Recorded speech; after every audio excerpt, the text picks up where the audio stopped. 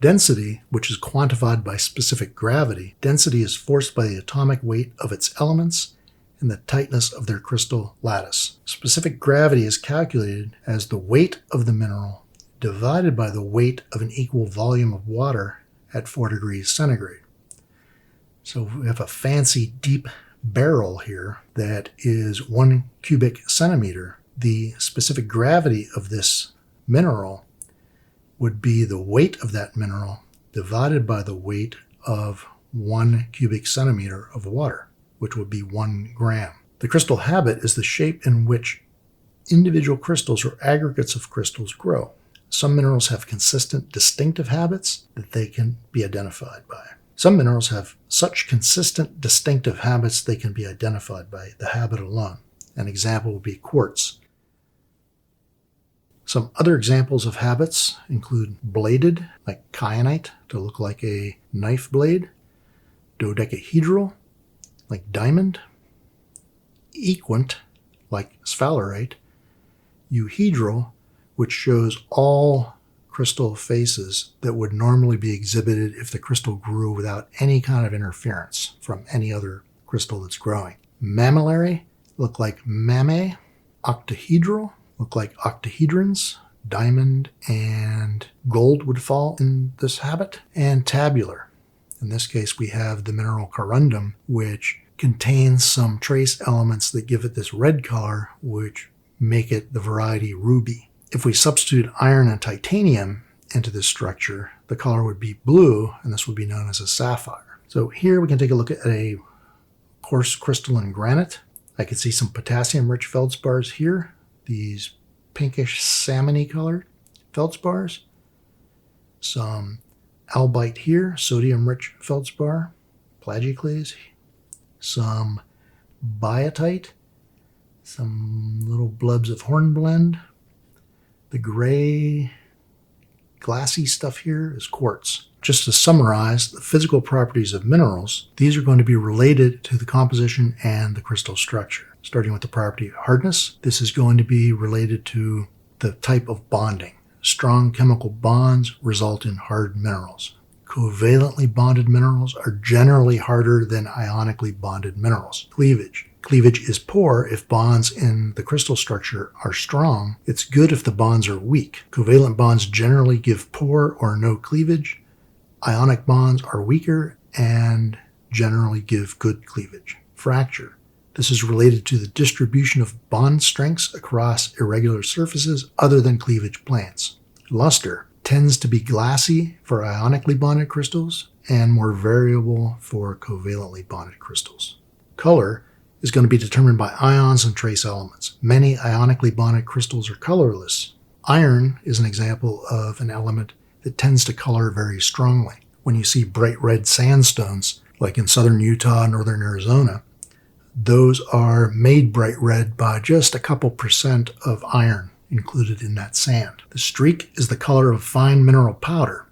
It's more characteristic than that of a massive mineral because uniformity of the small grains mean that those small grains are all going to be the same color. Density is going to depend on atomic weight of atoms or ions and the closeness of the packing in the crystal structure.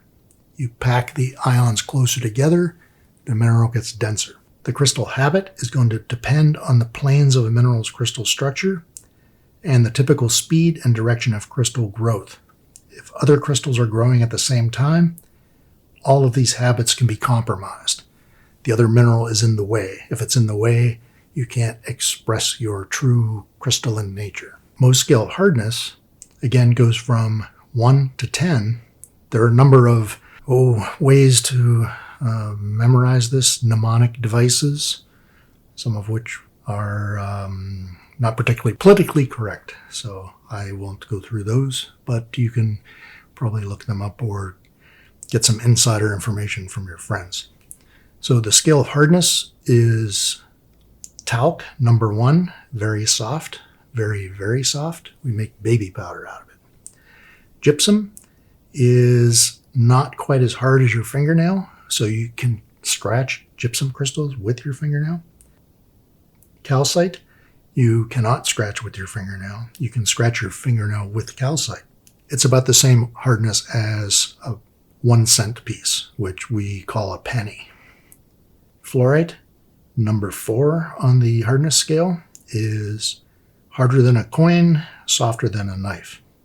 Apatite, which is what your teeth are made of, predominantly. This mineral has a hardness of 5. It's about the same hardness, a little bit softer than a hardened pocket knife blade. Orthoclase is a feldspar, and in this case a potassium-rich feldspar. It has a hardness of 6, which is about the same as window glass. Quartz, a very common mineral everywhere, makes up many of the grains of sand on beaches around the world, has a hardness of 7, about the same as a steel file. You can easily scratch a window with a quartz crystal. Topaz has a hardness of 8. Although it is a gemstone, it's a fairly common mineral. Corundum, also fairly common, also a gemstone, has a hardness of 9. In its gemstone form, it's known as sapphire and ruby. And the hardest of all, naturally occurring substances anyway, is diamond. This is 100% carbon, all covalently bonded to other carbons. Very hard, harder than anything else, so it'll scratch everything but another diamond. This is what made Howard Hughes rich. Well, his dad made him rich, but his dad got rich in the mining industry, and then Howard took part in the use of diamonds in drill bits. So you can make a metal drill bit very, very, very hard if you embed tiny little industrial diamonds in that drill bit, and it'll cut through anything. So Hughes Tool and Die became one of the most profitable companies in the world 100 years ago. Led to Howard doing all kinds of crazy stuff with airplanes, and, well, there's a movie called The Aviator about that. What do we use these physical properties for? Well, we use them for mineral identification. We use them to determine the industrial application of minerals. I just mentioned diamonds. Tiny diamonds embedded in a drill bit can make you a multimillionaire, if not a billionaire. Now, corundum is more common than diamonds, so a lot of abrasives are made of corundum, which is sapphire and ruby, if it's gemstone quality. This is going to be pretty similar, I'm guessing, for every Canadian born. So every Canadian born will need 33,000 pounds of salt, 935 pounds of copper, 1.5 ounces of gold, 17,000 pounds of phosphate, over 500,000 pounds of coal, 5,000 pounds of bauxite, aluminum ore, 28,000 pounds of iron ore, 38,000 pounds of cement, blah, blah, blah, blah, so on. So we use a lot of stuff. You don't think about it, but this is what you go through as someone growing up somewhere in North America. What are these physical properties now? Let's take a look. Mica is known for its cleavage. We have muscovite here. We have phlogopite here and biotite here. You can take a pocket knife and split these, as you can see, into very, very thin layers. These used to be used in wood stoves, pot-bellied stoves. They used to be used for windows because they're a mineral. They don't melt like glass might, and you can see through them if they're thin enough. So they make appropriate windows for stoves, ovens, and houses, if you can find big enough sheets. Now these other phyllosilicates here, the biotite and phlogopite, are going to be brown in color or black in color unless you split them thinly. You can see a thin slice of phlogopite here with biotite in the background. Now, biotite can be split into thin sheets as well that could be the same thickness or the same color density as this, or you can make it thinner and it's more transparent than this. Pyrite is known for a couple things. It forms these pyritohedrons. It's such a distinctive crystal habit that it's named after the mineral.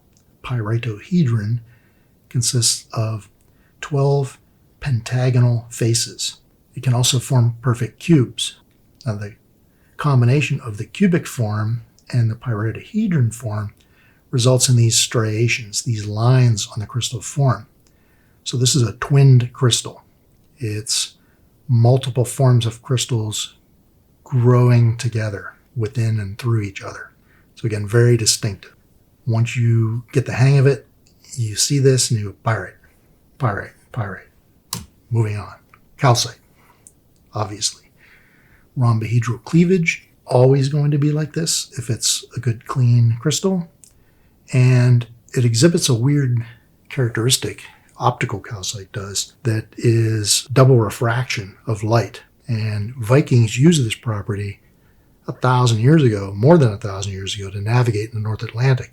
Even if the sun wasn't shining, they could figure out exactly where it was by using a magical calcite crystal. Quartz commonly forms hexagonal crystals. This is a euhedral crystal of quartz, also called a double terminated crystal. Means it has both ends completely. Again, very common. You see one of these, it's quartz. All there is to it. It'll scratch glass, can be sold as whatever you want. Herkimer diamond, they call them in New York. Hematite, here with its streak. Now it looks like silver or aluminum, but its streak looks like hematite. So you grind away some of this mineral, forming a fine powder. It's going to be red, so it's got a diagnostic red streak. Pyrite has a dark green streak. And now, this brings us to rocks. What are rocks? Rocks are naturally occurring solid aggregates of minerals, or in some cases, non-mineral solid matter. That would be a good thing to know as well. Naturally occurring solid aggregates of minerals, or in some cases, non-mineral solid matter. The identity of a rock is determined by its texture, the size and orientation of its crystals, the composition, what is that rock made of, what minerals are present. We can classify rocks into three groups. Igneous rocks, ig means fire, so these are fire rocks, or born of fire. Things like basalt or granite would be igneous rocks. Sedimentary rocks are formed in sedimentary environments, an accumulation of material. It may be an accumulation of grains of rock, grains of minerals, or mineral grains that just pile up, forming a sandstone or a siltstone. Or it can precipitate from a solution when it evaporates, like salt. And then metamorphic rocks. Metamorphic rocks are rocks that have changed in form. Morph is form, meta to change, change form. This change in form occurs without melting. So an igneous rock, a sedimentary rock, or a metamorphic rock can be heated up. Often there are fluids present, and if given the right amount of heat and the right amount of time, this igneous rock will be converted into a metamorphic rock. A sedimentary rock can be converted into a metamorphic rock. A metamorphic rock can be converted into a metamorphic rock. So an example here, in metamorphic terms, a metamorphic conversion of a granite would result in a rock called a gneiss. Calcite or limestone, sedimentary rock that's metamorphosed, becomes a marble. And a metamorphic rock, such as a slate, can be converted into any other type of metamorphic rock, from another slate to a phyllite or schist or gneiss or migmatite, depending on how long it gets thrown back in the oven.